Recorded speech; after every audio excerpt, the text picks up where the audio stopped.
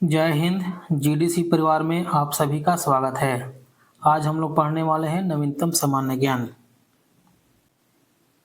इस वीडियो में महत्वपूर्ण नियुक्तियों के बारे में चर्चा की जाएगी जो आने वाले किसी भी एग्जाम के लिए महत्वपूर्ण साबित होने वाली है। इसलिए आप सभी इस वीडियो को शुरू से अंत तक जरूर देखेंगे।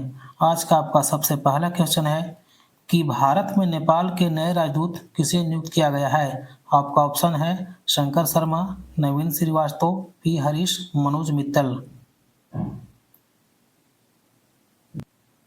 इसका सही जवाब हो जाएगा आपका शंकर शर्मा, जिसे हाल ही में नेपाल के द्वारा भारत में राजदूत बनाकर भेजा गया है। इसमें एक ऑप्शन दिया गया है नवीन श्रीवास्तव। तो नवीन श्रीवास्तव जो है वो भारत के द्वारा नेपाल में राजदूत बनाकर भेजा गया है। एक ऑप्शन और है आपका पी हरीश। तो पी हरीश जो है भारत की ओर से संयुक्त राष्ट्र संघ में स्थायी प्रतिनिधि बनाकर भेजा गया है। संयुक्त राष्ट्र संघ में स्थायी प्रतिनिधि बनाकर भेजा गया है। मनोज मित्तल, तो मनोज मित्तल जो है अभी हाल ही वर्तमान में जो है वो सिडबी के चेयरमैन बनाए गए हैं।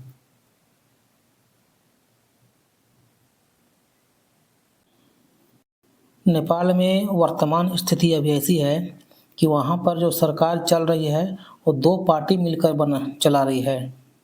पहला आपका है नेपाली कांग्रेस और दूसरा आपका है सीपीएन यूएमएल।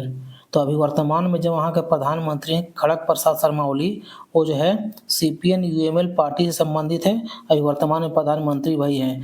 जैसे ही इनका कार्यकाल जो है 1.5 साल पूरा हो जाएगा, उनके बाद जो है अगले 1.5 साल के लिए वहाँ के प्रधानमंत्री शेर बहादुर देउवा साहब को बना दिया जाएगा।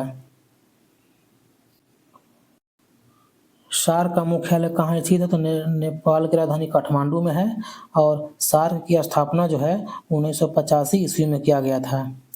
नेपाल के संसद का नाम आपका राष्ट्रीय पंचायत है और नेपाल के राष्ट्रीय सभा में सदस्यों की कुल संख्या जो है 275 है। और नेपाल का राष्ट्रीय पशु गाय है और नेपाल में टोटल जिलों की संख्या जो है 77 है और 7 प्रांत हैं। नेपाल में जो है 2 भाषा बोली जाती है, नेपाली और मैथिली।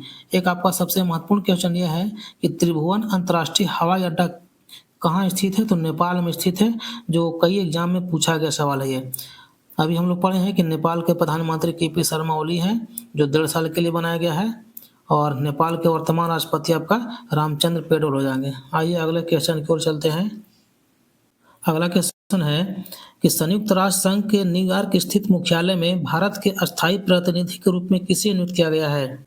आपका ऑप्शन है गोविंद मोहन, धीरज सिंह, पी हरीश और पवन सिंह। इसका सही जवाब हो जाएगा आपको पी हरीश, जिनका पूरा नाम है आपका पर्व थनेली हरीश।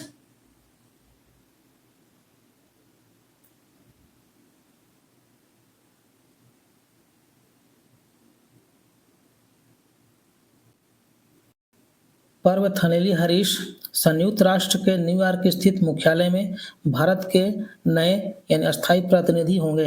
इस पद पर रुचिका कंबोज, जो यह दायित्व संभालने वाली पहली महिला थी। उनके रिटायरमेंट के बाद जो है यह पद जो है पी हरीश साहब संभालेंगे। संयुक्त राष्ट्र संघ की स्थापना 24 अक्टूबर 1945 ईस्वी को हुआ था और भारत जो है 30 अक्टूबर 1945 ईस्वी में जो है इसका सदस्य बन गया था। संयुक्त राष्ट्र संघ में 6 महत्वपूर्ण अंग हैं। पहला आपका महासभा, दूसरा सुरक्षा परिषद, तीसरा आर्थिक और सामाजिक परिषद, चौथा आपका है प्रन्यास परिषद, पांचवा सचिवालय और छठा और अंतिम जो है अंतर्राष्ट्रीय न्यायालय। संयुक्त राष्ट्र संघ में 5 अस्थायी सदस्य देश हैं, अमेरिका, रूस, ब्रिटेन, फ्रांस और चीन। और अन्य जो 10 सदस्य होते हैं जिनको 2 वर्ष के लिए चुना जाता है। आपका अगला क्वेश्चन है कि सिडबी के नए चेयरमैन सह प्रबंध निदेशक किसे नियुक्त किया गया है? आपका ऑप्शन है मनोज मित्तल, नवीन श्रीवास्तव, राकेश पाल और नटवर सिंह। इसका सही जवाब हो जाएगा आपको मनोज मित्तल, जिनको हाल ही में सिडबी के चेयरमैन सह प्रबंध निदेशक के रूप में नियुक्त किया गया है। सिडबी का मुख्यालय जो है लखनऊ में स्थित है और जिसकी स्थापना 1990 ईस्वी में किया गया था।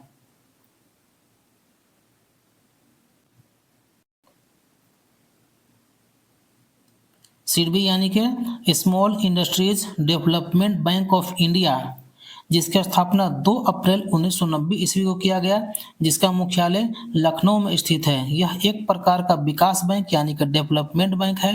वर्तमान में भारत में कुल 5 विकास बैंक है: नाबार्ड, सिडबी, एग्जिम बैंक, नफेड और एनएचबी।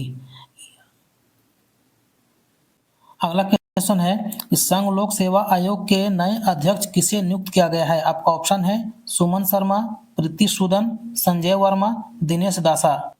इसका सही जवाब हो जाएगा आपको प्रीति सूदन। प्रीति सूदन जो है यह पद संभालने वाली दूसरी महिला है।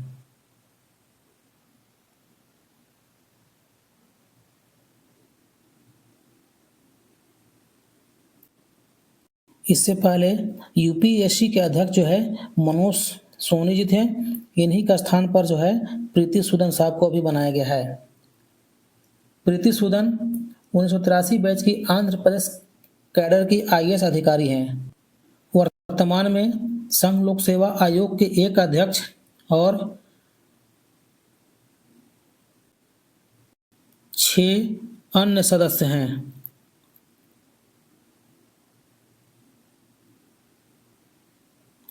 जिनका नाम है आपका दिनेश दासा, दूसरा आपको हो जाएगा संजय वर्मा, तीसरा आपको हो जाएगा सुमन शर्मा और आपका चौथा हो जाएगा आपको विद्युत बिहारी स्वेन और शिलवर्धन सिंह और छठा सदस्य हो जाएगा आपको राज शुक्ला।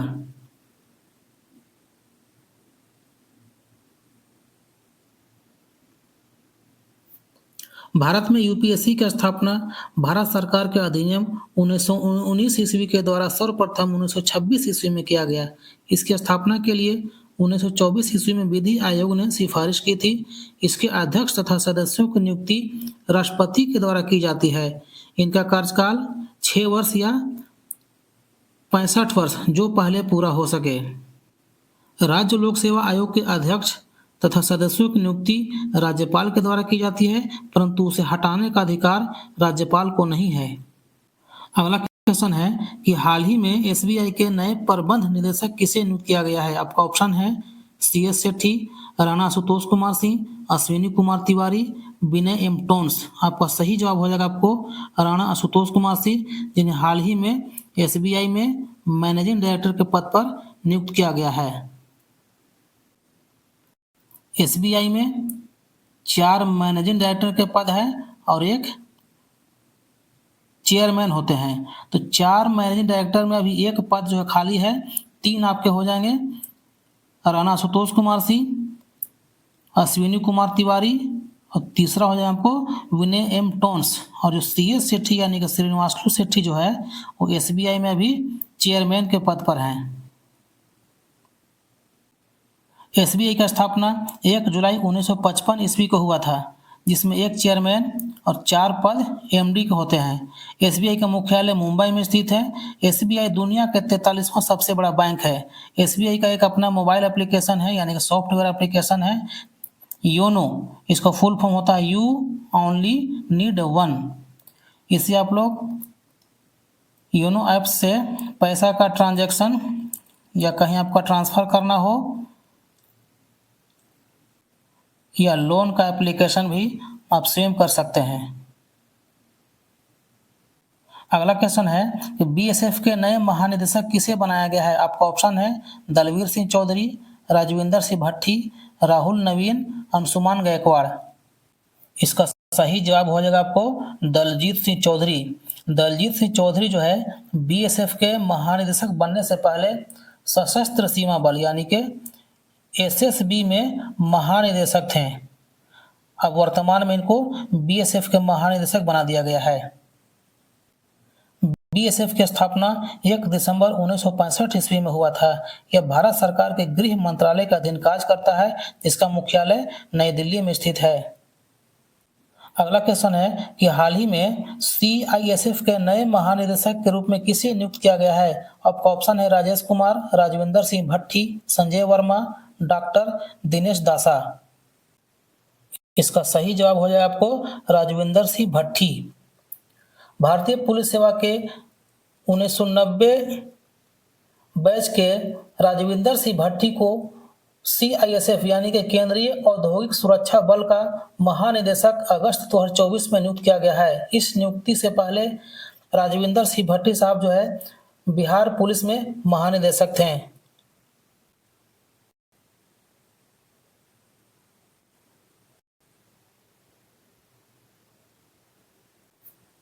सीआईएसएफ की स्थापना 10 मार्च 1969 ईस्वी में हुआ।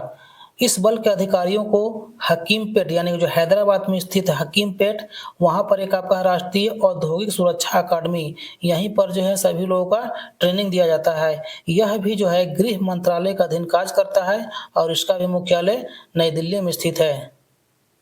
अगला क्वेश्चन है कि हाल ही में प्रवर्तन निदेशालय यानी कि ईडी इन्फोर्समेंट डायरेक्टोरेट के डायरेक्टर के रूप में किसे नियुक्त किया गया है। आपका ऑप्शन है राहुल नवीन, टीवी सोमनाथन, गोविंद मोहन या इनमें से कोई नहीं। इसका सही जवाब हो जाएगा आपको राहुल नवीन, जिनको ईडी यानी कि प्रवर्तन निदेशालय में डायरेक्टर के पद पर नियुक्त किया गया है। इस पद पर जो राहुल नवीन साहब जो हैं यानी कि 2 वर्ष के लिए चुना गया इनको। राहुल नवीन जी को 2 साल के लिए बनाया गया है।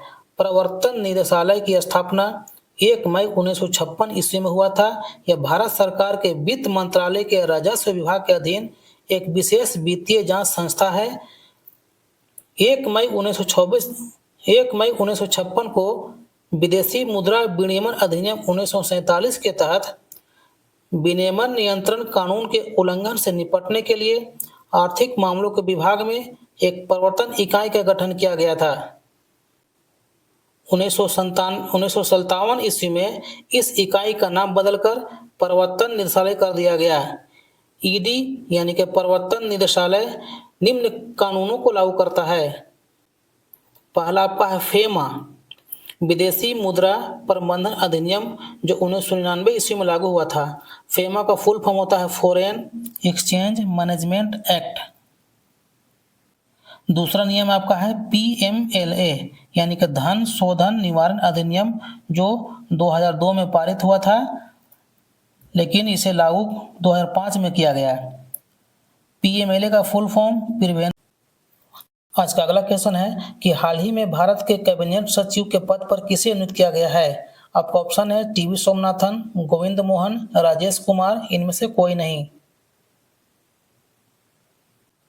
इसका सही जवाब हो जाएगा आपको टीवी सोमनाथन, जिनको हाल ही में कैबिनेट सचिव के पद पर नियुक्त किया गया है। और ऑप्शन में दिया गया है गोविंद मोहन, तो गोविंद मोहन को जो है अभी गृह सचिव के रूप में बनाया गया है। गोविंद मोहन जो है तो गृह सचिव है।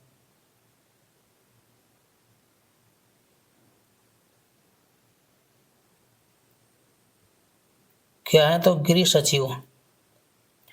आपको ऑप्शन दिया गया है राजेश कुमार, तो राजेश कुमार जो है अभी वर्तमान में रक्षा सचिव है।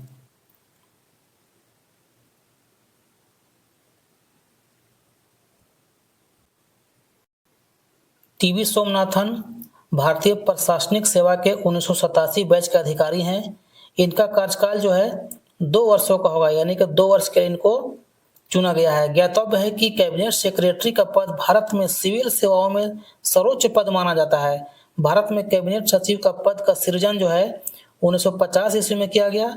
भारत के पहले कैबिनेट सचिव एनआर पिल्लई साहब थे। वो बहुत सारी एग्जामों में जो है ये क्वेश्चन पूछा गया है कि भारत के पहले कैबिनेट सचिव कौन थे, तो एनआर पिल्लई।